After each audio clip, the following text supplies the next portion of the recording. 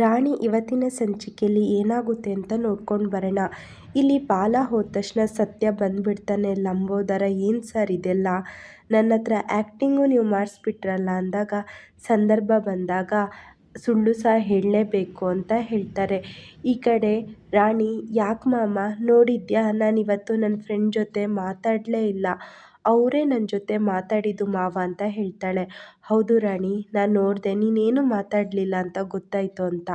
ಯಾಕೆ ಮಾಮ, ನಾನು ಅವ್ರ ಜೊತೆ ಮಾತಾಡಿದರೆ ಏನಾಗುತ್ತೆ, ಅವ್ರು ತುಂಬ ಒಳ್ಳೆಯವ್ರು ಮಾಮ, ಪ್ಲೀಸ್ ಮಾಮ ಯಾಕೆ ಹೇಳು ಅಂತ ಕೇಳ್ತಾಳೆ. ಆವಾಗ ಸತ್ಯ ಇದ್ದವನು, ನೋಡು ನಾವೇನು ಹೇಳ್ತೀವಿ ಅಂತ ನೀನು ಅರ್ಥ ಮಾಡ್ಕೋಬೇಕು, ಅವನು ಒಳ್ಳೆಯವನಲ್ಲ ಕೆಟ್ಟವನು ಅಂತ ಮತ್ತೆ ಸತ್ಯ ಹೇಳ್ತಾನೆ.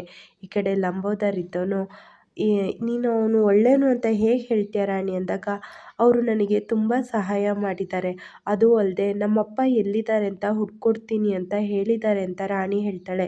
ಲಂಬೋದರ್ ಹೇಳ್ತಾನೆ, ಅವನೇ ಅಪ್ಪ, ಅವನೇ ಹುಡ್ಕೊಡ್ತಾನ, ಏನು ಕಾಲ ಬಂತಪ್ಪ ಅಂತ ಮನಸ್ಸಲ್ಲಿ ಹೇಳ್ಕೊಂಡು ಲಂಬೋದರ್, ಸರಿ ಸರ್ ನಾನಿನ್ನು ಬರ್ತೀನಿ ಅಂತ ಅಲ್ಲಿಂದ ಹೊರಡ್ತಾನೆ. ಈ ಕಡೆ ಸತ್ಯ, ರಾಣಿ ಬಾ ರಾಣಿ ಇನ್ನು ತಡ ಆಯಿತು ಮನೆಗೆ ಹೋಗೋಣ ಅಂತ ಹೊರಟೋಗ್ತಾರೆ.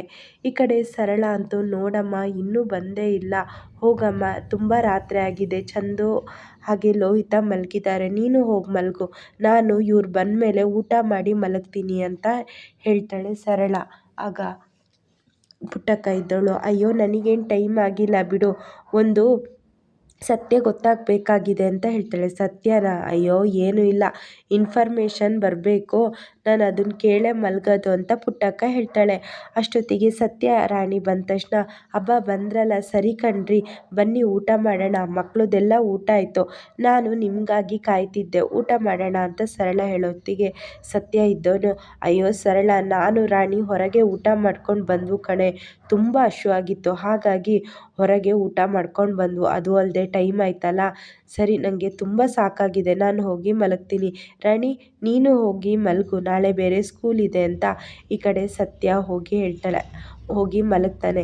ಸರಳಂಗಂತೂ ಸಿಟ್ಟು ಬರುತ್ತೆ, ನೋಡಮ್ಮ ನಾನು ಇವ್ರು ಬರಲಿ ಇವ್ರ ಜೊತೆ ಊಟ ಮಾಡೋಣ ಅಂತ ಕಾಯ್ತಾ ಕೂತ್ಕೊಂಡ್ರೆ, ಇವ್ರು ನೋಡು ಹೊರಗೆ ಊಟ ಮಾಡ್ಕೊಂಡು ಬಂದಿದ್ದಾರಂತೆ, ಇಲ್ಲೊಬ್ಳು ಹೆಂಡತಿ ಇದ್ದಾಳೆ, ಹೆಂಡತಿ ಕಾಯ್ತಾ ಇರ್ತಾಳೆ ಅಂತ ಅವ್ರಿಗೇನು ಅನಿಸ್ವಲ್ಲೇನಮ್ಮ, ಸರಿ ನಾನು ಹೋಗಿ ಊಟ ಮಾಡಿ ಮಲಗ್ತೀನಿ ಅಂತ ಸರಳ ಹೋಗ್ತಾಳೆ. ಈ ಕಡೆ ಪುಟ್ಟಕ್ಕನ ಹತ್ರ ರಾಣಿ ಬಂದು, ಅಜ್ಜಿ ಬಂದಿದ್ದು ತುಂಬ ತಡ ಆಯ್ತಲ್ಲ, ಇವತ್ತು ಅಪ್ಪನ ಹುಡ್ಕಕ್ಕೆ ಹೋಗೋಕ್ಕಾಗಲ್ವೇನೋ ಅಂತ ಹೇಳ್ತಾಳೆ.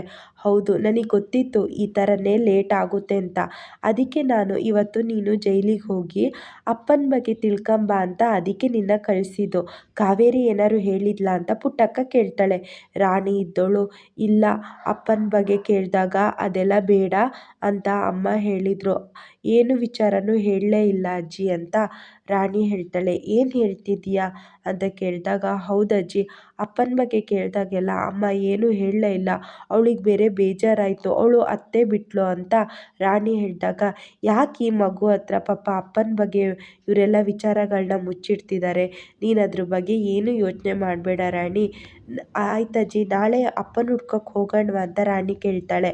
ಆಗ ಪುಟ್ಟಕ್ಕ ಇದ್ದವಳು, ಅಯ್ಯೋ ಹುಡ್ಕಕ್ಕೆ ಹೋಗ್ಬೋದಾಗಿತ್ತು, ಆದರೆ ನಿಮ್ಮ ಅಪ್ಪನ ಹತ್ರ ಹೋಗೋಕ್ಕೆ ತುಂಬ ದುಡ್ಡು ಬೇಕು, ನನ್ನ ಹತ್ರನಾ, ನನಗಂತೂ ವಯಸ್ಸಾಗಿದೆ, ದುಡ್ಡಂತೂ ಇಲ್ಲ, ದುಡಿಯೋಕ್ಕೆ ಹೋಗೋಣ ಅಂದರೆ ನನಗೆ ಆಗೋದೂ ಇಲ್ಲ, ಅಯ್ಯೋ ಅದಕ್ಕೇನಜ್ಜಿ ನಾನು ಕೆಲ್ಸಕ್ಕೆ ಹೋಗ್ತೀನಿ, ನಾನು ಕೆಲ್ಸಕ್ಕೆ ಹೋಗಿ ದುಡ್ಡು ತಂದುಕೊಡ್ತೀನಿ ಅಂದಾಗ, ನೀನು ಕೆಲ್ಸಕ್ಕೆ ಹೋಗ್ತೀಯಾ, ಆದರೆ ಸ್ಕೂಲು ಇಲ್ಲ ಅಜ್ಜಿ ನಾನಿನ್ನು ಸ್ಕೂಲಿಗೆ ಹೋಗಲ್ಲ, ಕೆಲಸಕ್ಕೆ ಹೋಗ್ತೀನಿ, ನಾನು ಸ್ಕೂಲಿಗೆ ಹೋಗಬೇಕು ಅಂತಿದ್ದಿದ್ದೆ, ನಾನು ಚೆನ್ನಾಗಿ ಓದಿ ಲಾಯರ್ ಆಗಿ ನಮ್ಮಮ್ಮನ ಜೈಲಿಂದ ಬಿಡಿಸ್ಬೇಕು ಅಂತ, ಆದರೆ ಆ ಕೆಲಸನ ಈಗ ಮಾಮನೇ ಮಾಡ್ತಿದ್ದಾರೆ, ಹಾಗಾಗಿ ನಾನು ಇನ್ನು ಅಪ್ಪನ ಹುಡುಕಬೇಕು, ಅಪ್ಪನ ಹುಡುಕೋಕ್ಕೆ ದುಡ್ಡು ಬೇಕು, ಅದಕ್ಕೆ ಇನ್ನು ಸ್ಕೂಲಿಗೆ ಹೋಗಲ್ಲ, ಇನ್ನು ನಾನು ಕೆಲ್ಸಕ್ಕೆ ಹೋಗ್ತೀನಿ ಅಂತ ರಾಣಿ ಹೇಳ್ತಾಳೆ.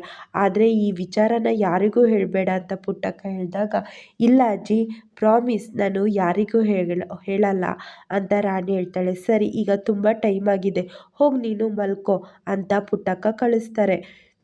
ಇಲ್ಲಿ ವರ್ಧಾ ಮಣಿ ಬಗ್ಗೆನೇ ತುಂಬ ಚಿಂತೆ ಮಾಡ್ತಾ ಇದ್ದಾಗ ಬಾಲ ಬಂದು, ಯಾಕೆ ಬಾಸು ತುಂಬ ತಡ ಆಗಿದೆ, ನೀವು ನೋಡಿದರೆ ಇನ್ನೂ ಮಲ್ಗೆ ಇಲ್ಲಲ್ಲ, ಹೋಗಿ ಮಲ್ಗೋದಲ್ಲ.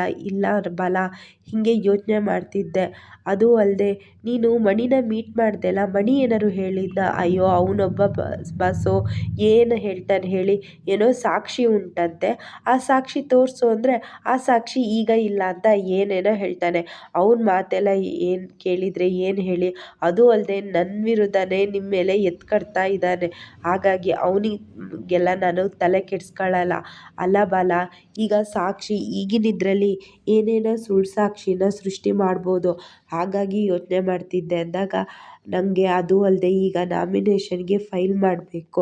ಅಯ್ಯೋ ಇದು ಅಷ್ಟು ಬೇಗ ಬಂತ ಬಾಸು? ಹ್ಞೂ ಅಂತ ಹೇಳ್ತಾನೆ. ಸರಿ, ನೀನಿನ್ನೂ ಟೈಮ್ ಆಗಿದೆ, ನೀನು ಹೋಗಿ ಮಲ್ಕ ಬಾಲ ಅಂತ ವರ್ಧ ಹೇಳ್ತಾನೆ.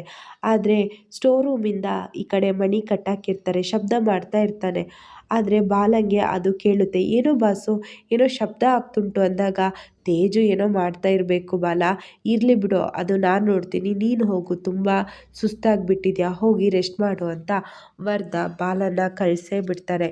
ಈ ಕಡೆ ರಾಣಿ ದೇವ್ರ ಮುಂದೆ ನಿಂತ್ಕೊಂಡು, ದೇವ್ರೆ ಹೇಗಾರು ಮಾಡಿ ಅಪ್ಪನ ಹುಡ್ಕೋಂಗೆ ಮಾಡಪ್ಪ ಅಂತ ಬೇಡ್ತಾ ಇರ್ತಾಳೆ. ಸತ್ಯ ಅಲ್ಲಿಗೆ ಬಂದು, ಏನು ರಾಣಿ ತುಂಬ ದೇವ್ರ ಹತ್ರ ಕೇಳ್ತಾ ಇದೆಯಾ, ಏನು ಧನ್ಯವಾದ ಹೇಳ್ತಿದ್ಯಾ ಅಂದಾಗ ಪುಟ್ಟಕ್ಕ ಬಂದು, ಇನ್ನೇನು ಅಳಿ ಅಂದರೆ ಅಮ್ಮನ ಹೇಗಾರು ಹೊರಗೆ ಬರ್ತಿದ್ದಾಳಲ್ಲ, ಹಾಗಾಗಿ ದೇವರಿಗೆ ಏನೋ ಕೇಳ್ತಿದ್ದಾಳೆ ಅಂದಾಗ, ಹೌದಾ ರಾಣಿ ಅಂದಾಗ ರಾಣಿ ಹೌದು ಹೌದು ಅಂತ ಹೇಳ್ತಾಳೆ. ಸರಿ, ಅಷ್ಟೊತ್ತಿಗೆ ಲಂಬೋದರ್ ಫೋನ್ ಮಾಡಿಬಿಡ್ತಾನೆ.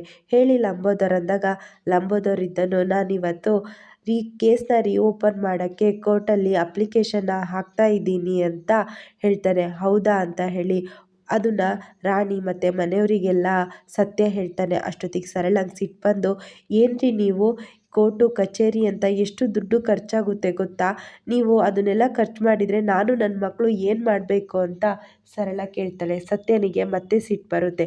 ಏನು ಹೇಳ್ತಿದ್ಯಾ, ಎಲ್ಲರೂ ಖುಷಿಯಾಗಿರೋ ಟೈಮಲ್ಲಿ ನಿಂದೊಂದು ಯಾವಾಗಲೂ ಇರೋದು. ನಾನೇನು ನಿನ್ನ ಮಕ್ಕಳು ಬೀದಿಗೆ ತಂದು ಹಾಕಲ್ಲ, ಕಾವೇರಿ ಹೊರಗೆ ಬರಲಿ ಅಂತ ನಾನು ಕಾಯ್ತಾ ಇದ್ದೀನಿ ಅಂತ ಹೇಳ್ತಾರೆ. ಅಷ್ಟೊತ್ತಿಗೆ ಪುಟ್ಟಕ್ಕ ಇದ್ದವಳು, ಬಿಡು ಅಳಿಯಂದ್ರು ಒಳ್ಳೆ ಕೆಲಸ ಮಾಡ್ತಿದ್ದಾರಲ್ಲ, ನೀನು ಯಾಕೆ ಅದ್ರ ಬಗ್ಗೆ ತಲೆ ಕೆಡಿಸ್ಕೊಳ್ತಿದ್ಯಾ, ಅವ್ರು ಹೇಳಿದ್ದಾರೆ ತಾನೇ ನಿನಗೂ ನಿನ್ನ ಮಕ್ಕಳಿಗೂ ಯಾವುದೇ ರೀತಿ ತೊಂದರೆ ಕೊಡಲ್ಲ, ತೊಂದರೆ ಆಗಲ್ಲ ಅಂತ. ಆದರೂ ಅವ್ರನ್ನ ಯಾಕೆ ನಂಬ್ತಿಲ್ಲ, ಇಷ್ಟು ಒಳ್ಳೆ ಅಳಿಯಂದ್ರು ಸಿಕ್ಕಿರೋದು ನನ್ನ ಪುಣ್ಯ ಅಂತ ಹೇಳ್ತಾರೆ. ಆದರೆ ಸರಳ ಮತ್ತೆ, ಏನು ಎಲ್ಲ ಬರ್ದುಕೊಡ್ತೀರೇನೋ ಅಂದಾಗ, ಹೌದು ನಾನೇನು ಆಸ್ತಿ ಬರಿತಿದ್ದೀನಿ ನೋಡು ಅಂದಾಗ ಸರಳ ಇದ್ದವಳು, ಹೌದೌದು ಆಸ್ತಿ ಏನಾದ್ರು ಇದ್ದಿದ್ರೆ ಅದನ್ನು ನಿಮ್ಮ ತಂಗಿ ಮಗಳಿಗೆ ಬರ್ಕೊಡ್ತಿದ್ರು ಅಂತ ಮತ್ತೆ ಕೊಂಕು ಮಾಡ್ತಾ ಇರ್ತಾನೆ.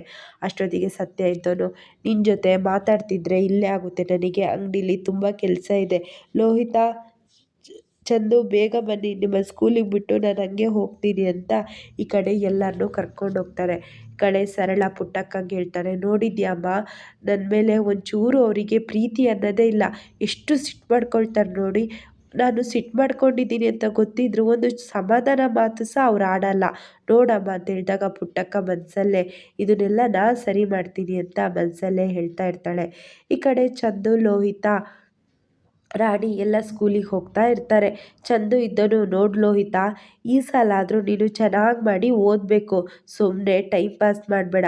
ನೋಡು ರಾಣಿ ಎಷ್ಟು ಚೆನ್ನಾಗಿ ಓದಿ ಸ್ಕಾಲರ್ಶಿಪ್ಪಲ್ಲಿ ಓದ್ತಿದ್ದಾಳೆ, ಹಾಗೆಯೇ ನೀನು ಓದಿ ಅಪ್ಪಂಗೆ ಸ್ವಲ್ಪ ಹೆಲ್ಪ್ ಮಾಡು ಅಂದಾಗ ಲೋಹಿತ ಇದ್ದಳು, ಅಪ್ಪ ಅಮ್ಮ ಇಲ್ದೋರೆ ಈ ಥರ ಸ್ಕಾಲರ್ಶಿಪ್ಪಲ್ಲಿ ಓದೋದು, ನನಗೇನು ಅಂದಾಗ, ಯಾಕೆ ರಾಣಿಗೆ ಯಾಕೆ ಹೇಳ್ತೀಯಾ, ನಾನು ತಾನೇ ನಿನಗೆ ಹೇಳಿದ್ದು, ನಿನಗೇನಾದ್ರು ಬೇಜಾರು ಮಾಡೋ ಅಂತಿದ್ದಿದ್ರೆ ನನಗೆ ಹೇಳಬೇಕಿತ್ತು, ಯಾಕೆ ರಾಣಿಗೆ ಹೇಳ್ತೀಯ ಅಂತ ಬೈತಾನೆ.